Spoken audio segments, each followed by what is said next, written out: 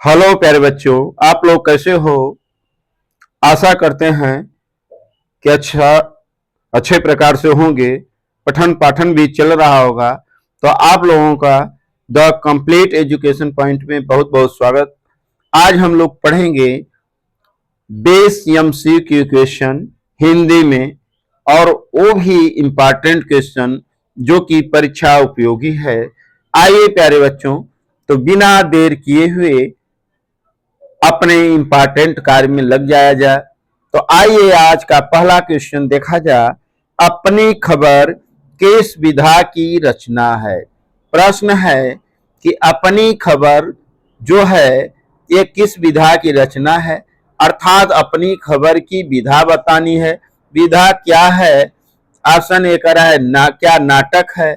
Option B कह रहा है क्या कहानी है। ऑप्शन सी कह रहा है क्या आत्मकथा है। ऑप्शन डी कह रहा है क्या उपन्यास है। तो अपनी खबर की जो विधा है यह क्या है प्यारे बच्चों? एक कहानी है। क्या है? कहानी। अपनी खबर की विधा क्या है? ये क्या है? कहानी है। आज का क्वेश्चन नंबर 2, नीड़ का निर्माण किसकी रचना है। ऑप्शन ए कह रहा है हरिवंश राय बच्चन की। ऑप्शन बी कर रहा है पांडे बेचन शर्मा उग्र की। ऑप्शन सी कर रहा है डॉक्टर राजेंद्र प्रसाद की। ऑप्शन डी कर रहा है इनमें से कोई नहीं। तो बता दें कि नीड़ का निर्माण जो है हरिवंश राय बच्चन की रचना है। किसकी रचना है प्यारे बच्चों? तो नीड़ का निर्माण हरिवंश राय बच्चन की रचना है।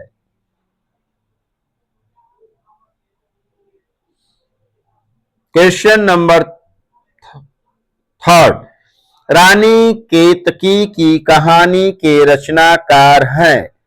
ऑप्शन ए इंसा अल्लाह खां, मुंशी सदा सुखलाल, लल्लू लाल, इनमें से कोई नहीं। तो रानी केतकी की कहानी के रचनाकार इंसा अल्लाह खां हैं। ऑप्शन ए सही होगा।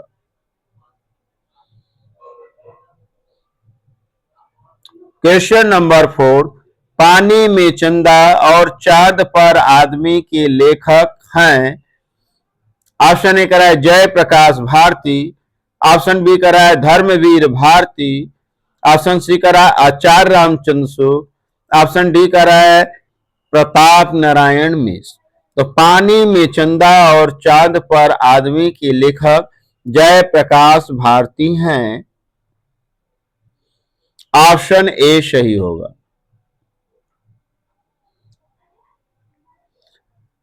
आज का 5वां क्वेश्चन है बर्फ की गुड़िया के रचनाकार हैं। ऑप्शन ए कह रहा है पदुमलाल पुन्नालाल बख्शी। ऑप्शन बी कह रहा है जय प्रकाश भारती। ऑप्शन सी कह रहा है रामधारी सिंह दिनकर। ऑप्शन डी कह रहा है आचार्य रामचंद्र शुक्ल।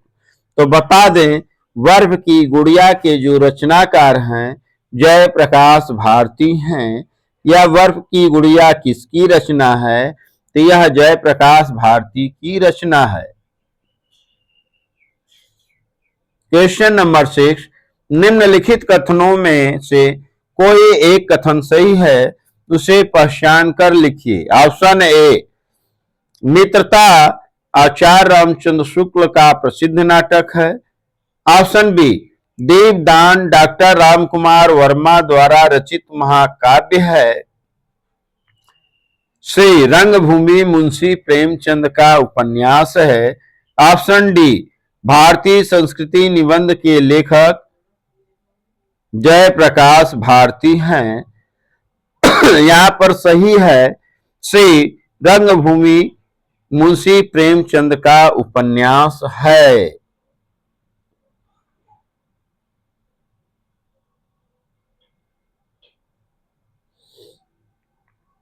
7वां क्वेश्चन, हिंदी साहित्य में शुक्ल युग की समय सीमा क्या है?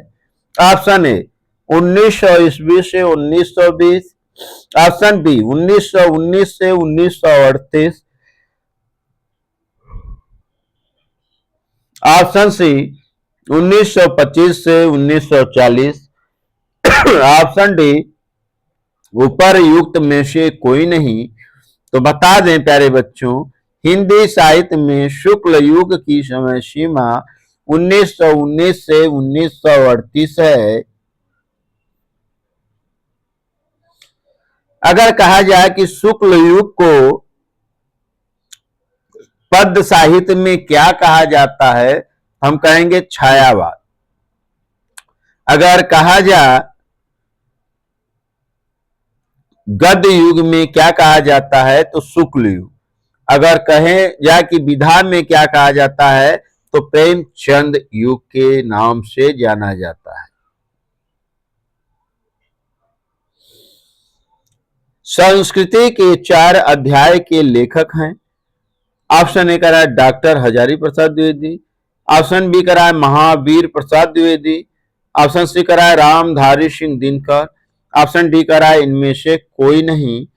बता दें प्यारे बच्चों कि यहाँ ऑप्शन सी सही होगा। संस्कृति के 4 अध्याय के लेखक रामधारी सिंह दिनकर हैं। घुमक्कड़ शास्त्र के लेखक हैं मोहन राकेश, राहुल सक्रियतायन, डॉक्टर धर्मवीर भारती, अज्ञे।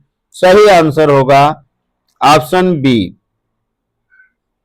राहुल सक्रियतायन। 10वां क्वेश्चन है शुक्लोत्तर युग की समय सीमा है। ऑप्शन ए करा 1919 से 1938। ऑप्शन बी करा 1938 से 1947। ऑप्शन सी करा 1947 से अब तक। ऑप्शन डी करा इनमें से कोई नहीं। तो शुक्लोत्तर युग का जो समय सीमा है 1938 से 1947 ईस्वी। इस प्रकार ऑप्शन बी सही होगा।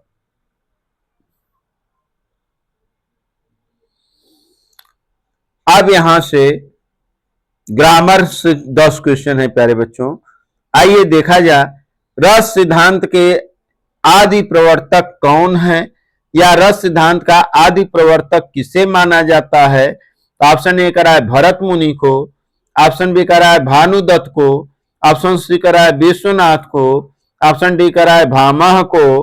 तो रस सिद्धांत का प्रवर्तक ऑप्शन ए कह रहा है भरत मुनि को माना जाता है। 12वां क्वेश्चन है बंदहु मुनि पद कंज रामायण जहि निर्मय सरवर सुकमल मंजु दोष रहित दूषण सहित उपर्युक्त छंद को पहचानी। ऑप्शन ए कह रहा है रोला। ऑप्शन बी कह रहा है सोरठा। ऑप्शन सी कह रहा है दोहा। ऑप्शन डी कह रहा है चौपाई। तो यह छंद क्या होगा, सोरठा होगा। अब हमें यह बताना है कि सोरठा का क्या पहचान होता है। तो सोरठा के प्रथम और तृतीय चरण में 11-11 मात्रा, द्वितीय और चतुर्थ चरण में 13-13 मात्राएं होती है। बंदहु मुनि पद कंज में मात्रा देखिए, जब में 1, क में 2, तो 2 1 3, पद में 2 होगा तो होगा 5, मुनि में 2 होगा तो होगा 7, बन में 2 होगा तो 9, द में 1 और हूं में 1। तो इस प्रकार 11 हो रहा है। तो पहला चरण 11 हो गया, तो यह सोरठा की पहचान है। ये दूसरा में देखे सरवर सुकमल मंजू। तो सरवर में 4, सुकमल में भी 4, 4 8 हो गया।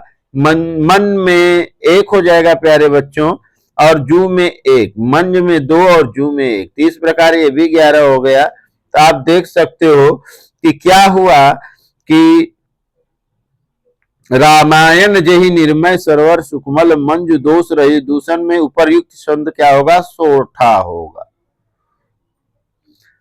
क्वेश्चन नंबर 13 आहुत सी गिर चढ़ी चिता पर उठी ज्वाला सी उपर्युक्त पंक्ति में कौन सा अलंकार है। अलंकार आपको बताना है। तो ऑप्शन ए कह रहा है रूपक, ऑप्शन बी कह रहा है उत्प्रेक्षा, ऑप्शन सी कह रहा है उपमा, ऑप्शन डी कह रहा है अनुप्रास। तो सही छंद क्या होगा? उपमा होगा। सही छंद क्या होगा? उपमा होगा।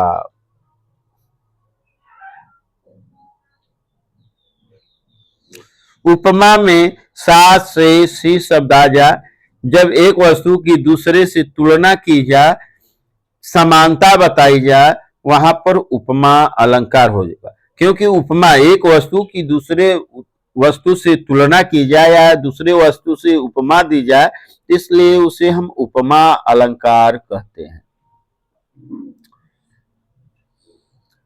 14 क्वेश्चन, शताब्दी में समास है। ऑप्शन ए कह रहा है कर्मधारय समास, ऑप्शन बी कह रहा है बहुब्रीहि समास, ऑप्शन सी कह रहा है द्वंद्व समास, ऑप्शन डी कह रहा है द्विगु समास। तो शताब्दी में कौन सा समास है? आप कहेंगे कि द्विगु समास है।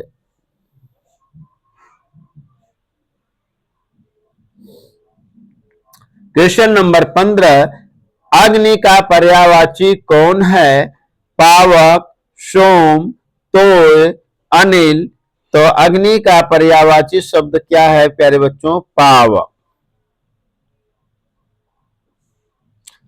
क्वेश्चन 16 है, क्षेत्र का तद्भव है। ऑप्शन ए कह रहा है खेत, ऑप्शन बी कह रहा है छत, ऑप्शन सी कह रहा है कुआं, ऑप्शन डी कह रहा है इनमें से कोई नहीं। तो क्षेत्र का तद्भव जो होगा क्या होगा? खेत होगा। क्वेश्चन 17 है, अशुद्ध शब्द में कौन सा उपसर्ग है? अशुद्ध, अधन शुद्ध। तो कौन सा है? क्या सु है, क्या अ है, क्या अप है, क्या प्र है? ऑप्शन बी सही होगा, अ होगा।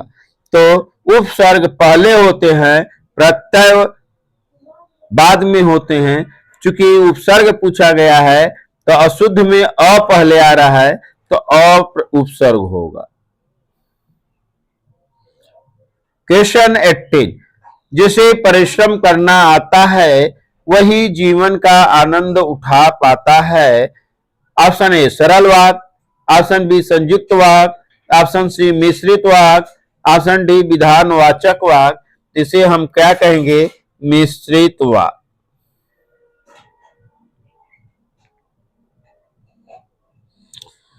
क्वेश्चन 19, प्रिया से आया नहीं जाता, वाक्य का कृतवाच्य में रूपांतरण होगा। प्रिया नहीं आती, प्रिया से नहीं आया जाता, प्रिया द्वारा आया जाता है, प्रिया आएगी। तो प्रिया से आया नहीं जाता का कृतवाक्य होगा प्रिया नहीं आती। ऑप्शन ए सही होगा। आज का 20 क्वेश्चन, उपेंद्र से क्या कह रहा है? उपेंद्र से चला नहीं जाता, वाक्य किस वाच्य से संबंधित है? भाववाच्य, कर्मवाच्य, कृतवाच्य, इनमें से कोई नहीं। तो उपेंद्र से चला नहीं जाता यह कैसा वाच्य है? तो भाववाच्य है। ऑप्शन ए सही होगा। यह वीडियो कैसा लगा प्यारे बच्चों? अगर वीडियो अच्छा लग रहा है तो आप लोग लाइक करिए, शेयर करिए, सब्सक्राइब करना न भूलें। जय हिंद, जय Bharat. Thank you so much nice.